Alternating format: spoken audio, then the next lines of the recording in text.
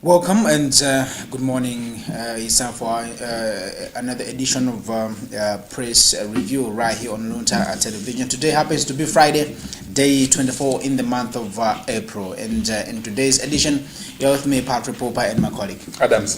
Good morning once again, Adams. Good morning. It's good that we are back. Exactly. And, we will give the national newspapers the stories that are making headlines. Exactly. And also not forgetting the Daily Times. Exactly. To begin with, we are talking about that it's a good time whereby we just review some of the big stories according to our newspapers. And in the front page of the Daily Times, there's a story which says, "Answer warns of policy failures," and there's also another story which says rare earth project gets 20 billion NBS support. But let's start our program with the story of the Vice President. Vice President Jane Ansah has cautioned that Malawi's ambitious for economic transformation risk stalling unless governance weaknesses are addressed. Ansah said persistent gaps in transparency and accountability continue to undermine policy implementation and slow progress across key sectors of the economy. Addressing delegates at the 2026 Lakeshore Business Leaders Summit in Mangochi yesterday, Ansah said transparency and accountability are not optional extras in the country's development blueprint. Zigoni kuti ayi wachiwiri kwa mtsogolo dziko lino amene ndithu ayi kunali msonkhano waukulu tukamba kuti andithu kwa anthu ochita ndithu malonda kumene kuti ndithu ndi kumangochi kuti ayi zikufunika ndithu kumabweretsa poyera makamaka ndithu in terms of implementation kuti dziko lathu lipite patsogolo. Mwina ndi nkhani yotani looking at the way mwina dziko muno katangala kuchita kuombera. Yes. Komaso tikatitiones pa the Nation newspaper front page basi nkhani ngati yomweyo akunena kuti Malawians are living in difficult and uncertain time, demanding urgent and negotiable economic transformation to improve their plight. It's like kuti akufuna kupereka uthenga kwa Malawi kwa anthu onse kuti tiye tidzuke tipange zinthu zoti zolongosoka chifukwa pakadali pano economy sili bwino inde pali zambiri zotsamwitsa zimene zikuchitika koma Malawi patokha tikwenaso tidzuke. Exactly. Yes, you talked of corruption. Issue of corruption, the issue of kwambiri. Corruption in the amadi ndiyo ipo kakaulisu kubanga. Kakabwe nomati ndangothamanga tabisukina kake. Pamene corruption is bad.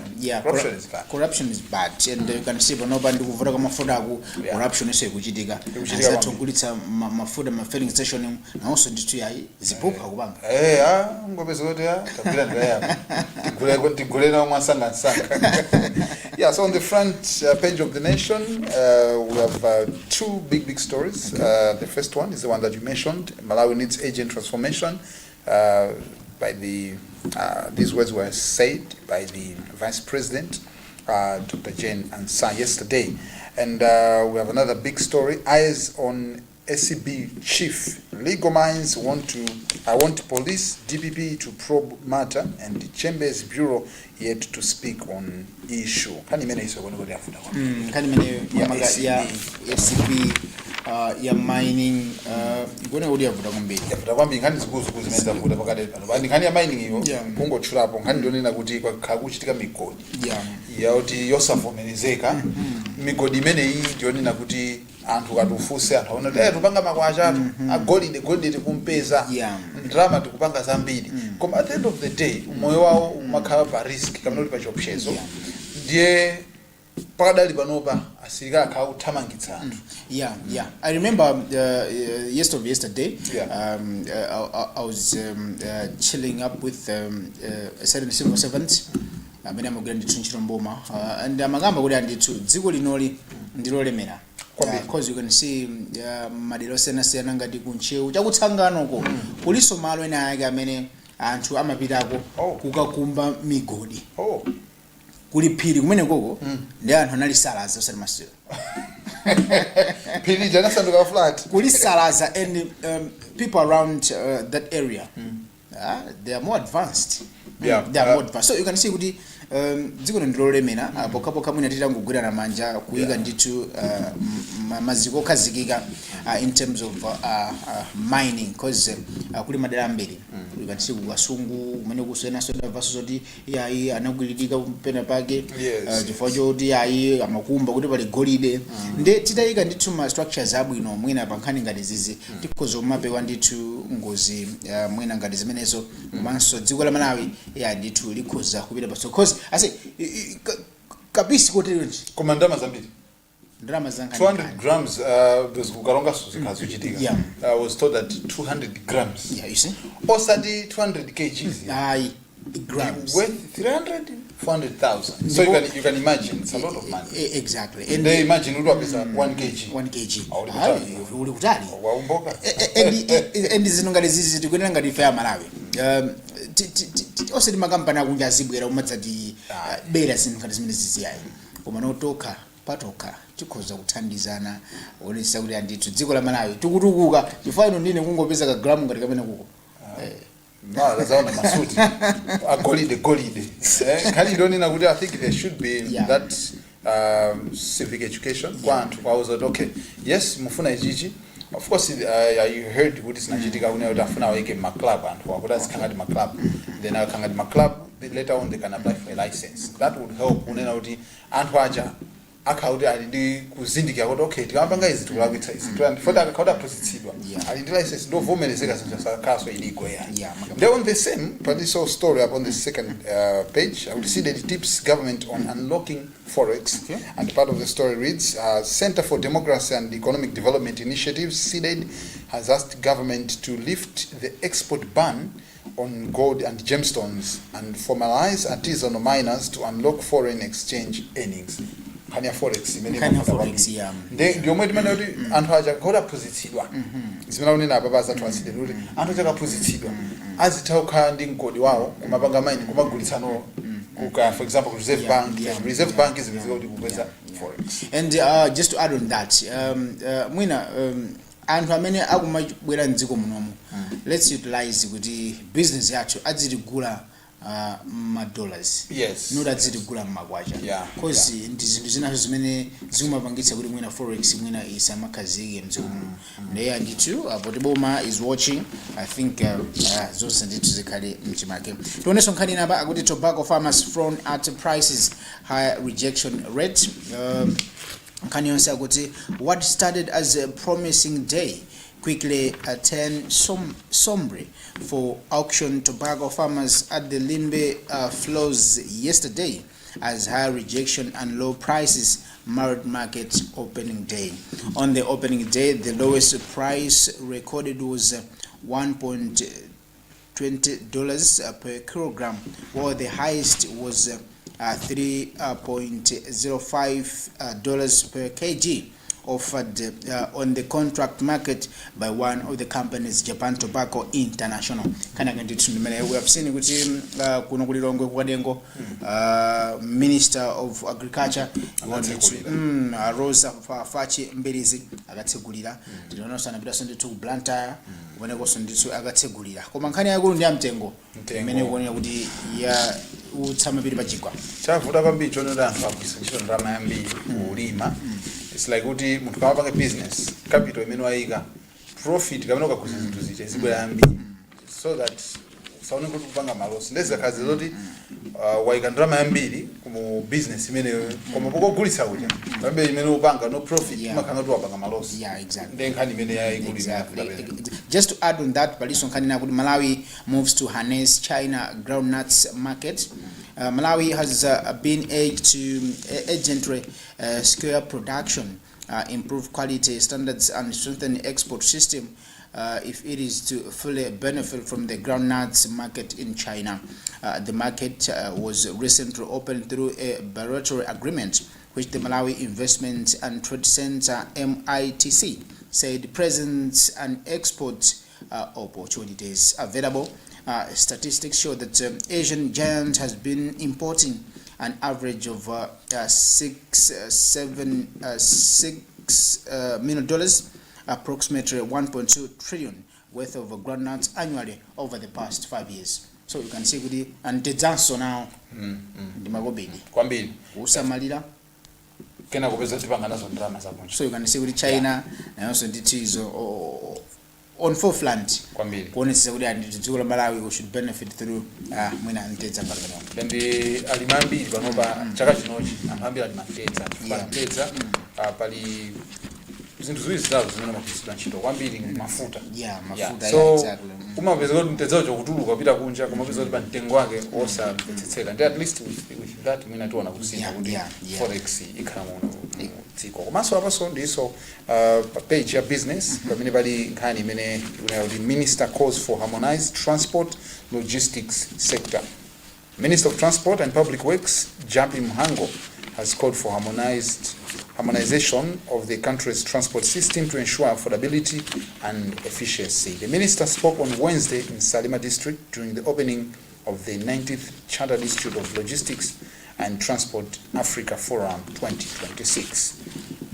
A minister anachilonena kuti transport still remains the backbone. Chifukwa ndalama kuti zipezeke, business kuti chitike, transport kwenokhala hapo. Ndiye kani ndionena kuti ngati koyenda kuti kuvutika misewu tikuvutika kamitengo tuchajana kwambiri mafuta sakupezeka ndikuti business ingateke business ingateke iwo apaka kwambiri hint komanso nena kwambiri nkhani ya transport tunena kuti zinthu zikhale affordable komanso efficient nthawi zikhale kuti munthu katumiza katundu onena kuti ukagulitsa katundu ku Blantyre kuchoka ku Mzuzu asamachito khala pa wiki yonse munthu akadayenda chani ansewu mafuta nkhani nena kuti tikwena tichite machawi kuti ndalama zitani zichitike mwa nsanga za business ndalama zilowe komanso pa nkhani ya misewu iyi tikudziwa panopa mvula yasiya adindo tukamba ndithu kuti ndi aphungu akunyumba ya malamulo onetsetsani kuti kudera kwanuko misewu imene ili mudera lanu yapalidwa chifukwa kuli madera ena amene ndithu mvula inavuta kwambiri ndiye kuli ndithu mabampo osati amasewera onetsetsani msewu ukhala wabwino kwambiri mukatero anthu andera lanu adzakhala anthu okondwa kwambiri ndikuti mayendedwenso adzakhala opepuka ndithu. Komanso story naso pa business pomwepo NBS Bank avails 20 billion kwacha finance facility for Kangankude mine. NBS Bank PLC has extended $11.6 million, about 20 billion kwacha finance facility to Lindian Resources Limited, which owns 67% stake in Kangankude mine in Balaka district to support the mine's construction. So nkhani tu ile apapa ndionena kuti tu NBS ati chiteko zoti thandizeko nkhani ya migodi nkhani yoti ina kuti akapanga mine zinthu ndalama zizibwereso kumaya chifukwa kuti iwowa katundu azikauti katundu akuchoka nomaya kuntutsa kupita kunja nde mine imene itude timva kuti kodi izitutsa zingati chifukwa kuti iwonso ajiso mashares kweniyesipo ona business yake imene ili zinthu zabwino kwambiri. Chabono, let's get back to the weekend first. Entertainment. With Justice Chizumina's book launch tomorrow. Justice Ambassador Tulilani Rose Chizumina tomorrow. I don't think we're in the Chirumbuga. The many Ali Fotokozera. Yes. Tujilane. Tujilane Rose Chizumina will tomorrow launch a book of volume 1 from a refugee girl to a judge and a volume 2, a journey of statelessness at Moroccan embassy presidential villa in Lilongwe. The condition kuti akali aukazikitsa ndithu launch buku lawo limene akhala kufotokoza ndithu zambiri zokhudza ndithu msungwana amene anali ndithu kumalo sungira anthu kujama ndithu refugee camp ndezambe ndithu yatiketi kuona kuti launch imene ikhale kwenda motani makamaka ndithu mu mzinda wa Lilongwe. Panoso mu arts and culture on the Nation newspaper bali nkhani apa kuti India corner at Nankumba CDSS to promote culture.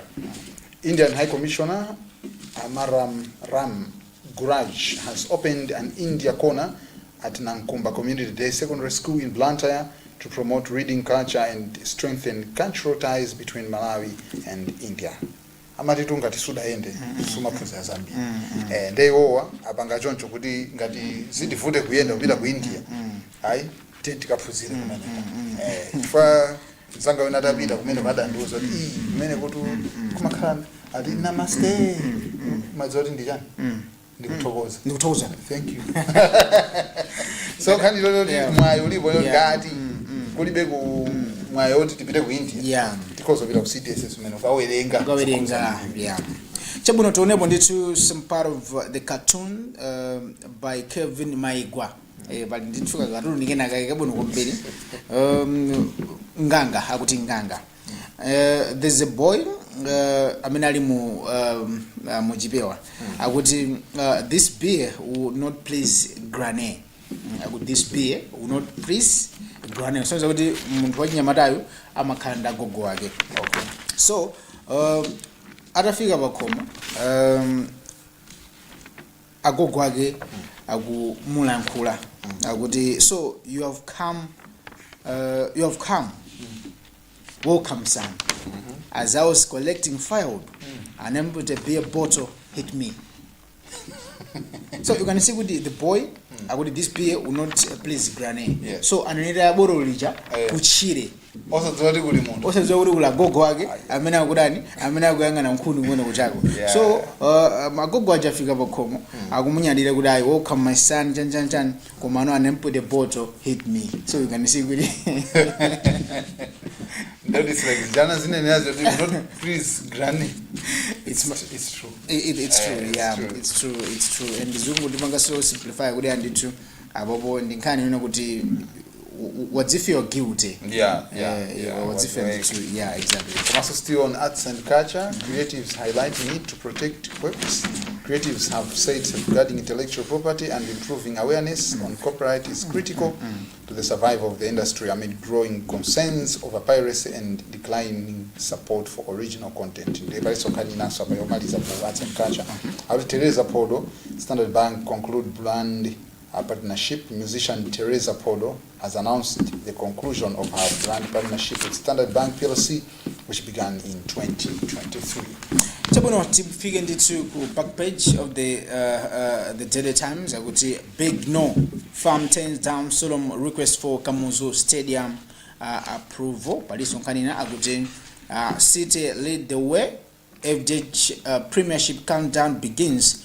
Queen Cube set for Durban Test. Commercial with the Nomads CO 200 million King Boss sponsorship deal. American could send it to big no. But many to the Football Association of Malawi Farm has rejected the Super League of Malawi solemn request to approve Kamuzu Stadium as the venue for tomorrow's opening match of the 2026-2027 FT Bank Premiership season between Mighty Wanderers and Karonga United. The dispute stems from solemn listing of Kamuzu Stadium in the league's fixture as the host venue for the Super League opener, despite the match facility having been banned from hosting top-flight matches by the Farms Club licensing faced insurance body. Kanyage nditu ndimene nditu one cause easy nzanka jibina mo komara oka nditu mwina akambirana kuti famu abwera nzotani usulu mabwera nzotani koma nkhani yako ndionena kuti nditu famu linati bwalo la Kamuzu sili lokwanira kuti lichititse masero sena mchaka chimenechi. We yet to see as FD Bank Premiership igwamba nditu mawalino. So Kamuzu Stadium ndimene nditu kai ikuchitira zonse kutsekulira nditu mpikisano onse pamene timu ya Mighty Wanderers FC ikumandira nyamata timu ya Karonga United. Zambiri tione kuti is it farm or solemn, is it big no or big yes. So tione kuti zikeli zikwenda motani. And the back of the Nation newspaper kuliso hani yomweyo clubs blast farm solemn. So at contended venue saga mockery of transforming the game agenda. Also at the back page of the Nation kuli kana kuti Malawi under 23 team ready to conquer SA Netball League. Part of the story reads, the Malawi under 23 national netball team coach Joanna Kachidika says her charges want to dominate the Telecom Netball League in South Africa.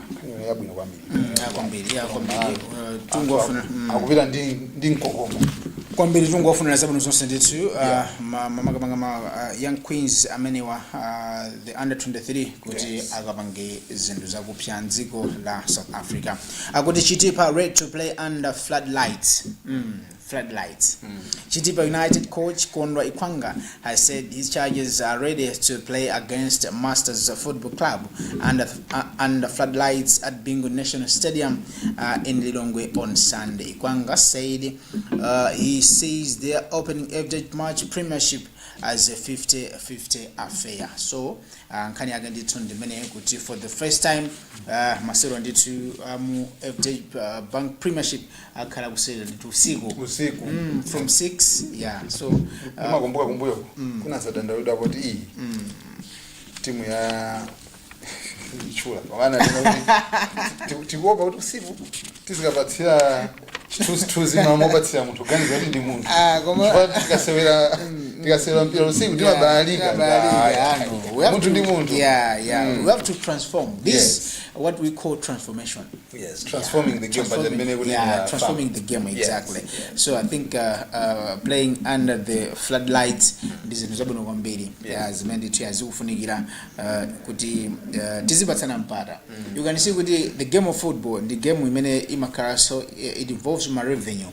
So you can see kuti apatsa mpata nzawo ngati on that day uli masero so ina pakati pa timu ya Blue Eagles imene so ndi timu ya KFC Bora Sivo. So you can see kuti ena adzapita uku kena kamene adzapita adzakaoneso adzapita so kunawo zinthu zabwino kwambiri. Paleso nkhani bana kuti Nomad's partner in King Boss FDH Bank partnership premiership defending champions Mighty Wanderers yesterday unveiled a year-long 200 million kwacha sponsorship package from King Boss motorcycle and spare parts at Golden Peacock Hotel in Luntha. Kani abwino kwambiri 200 million. Drama zambiri. Tungofuna kuti anditubalewo ukhala wabwino kwambiri because we have seen kuti pakatele manopa matimu ambiri they are getting sponsorship zofunikira kwambiri and yesterday we saw kuti anditukunaneso mwambo ku timu ya Masters FC kumeneso ndithu yayi kwachitikanso maubale kapena kuti migwirizano siyana zoonetsa kuti andithu mpira wathu upite patsogolo. Tione pankhani zokhuza ndithu international stories kuti City lead the way. It took just 5 minutes for a chart of we are top of the league to ring out around Tapmore Stadium from the visiting supporters. Manchester City beat Burnley 1-0 to hit the summit of the Premier League for the first time in 8 months. When led the way after thrashing Wolverhampton Wanderers in the opening week of the season. English Premier League is on a tough race, and is it Arsenal or Manchester City? Many matimu wasango sera nditundima sero ogwana asano, but Manchester City rather Arsenal is on upper hand kuti ayikozanso kubwera pamwamba pa league kutengera masera awo ndithu ngati angapambane mawa lomwe ndi loweruka pamenenso ndi timu ya Newcastle United. So Man City ali mu FA Cup sonza kuti andithu during this weekend sakhala ndi masera nonse mu English Premier League. So azikubereka mwa timu ya Arsenal kuti andithu they can ngati angapambane hani mene ino yampira ndingajeza pompa ndi Bridget out lero tu zikona nthamela na win social is very very happy na win kena ko tsula kuti zavuta akuti lero mungo ndivetsetse game over so Nelson hani omaliza bana Chelsea owners fire Rosinia after just 4 months. Chelsea have sacked head coach Liam Rosinia after less than 4 months in charge.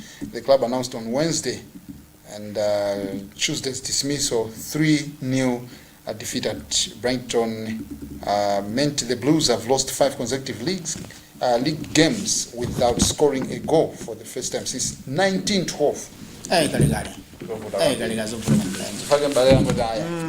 Komanso Chelsea sisegelerayi Chelsea simasegelera ngati matimu enawo safuna zokambirana panchito Chabuno titokoza kwambiri kuti mnali pamenepo kuona nditu program ya press review kwa ife timangonikira nditu some of the stories zimene zalembedwa nditu mu the Daily Times komanso mu the Nation. Ngati mungafune zambiri ya ipeza nditu mangizo amene wapa mtengo wa 4000 kwacha. Mukadero ndikuti nditu mukhala ndi mwayi oyiwerenga komanso ogwiritsa ntchito zinaso.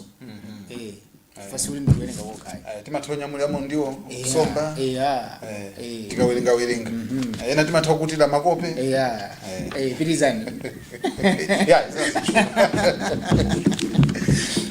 Chabuno titsanzike ibrandi nditu Patrick Pupa komanso zangayo. Adams mwana bembe komanso titsanzike chifoti pano tinabwera nthawi ya 5 o'clock. Exactly. Yes. Koma I'll be back. That will be around 10 after 4 on program ya mpika wa Samasero. Hai, tikufuna nzabu nazo sio mbwereso pano. Chabuno ndikuti pirizani kuona kani Luntha makomana se.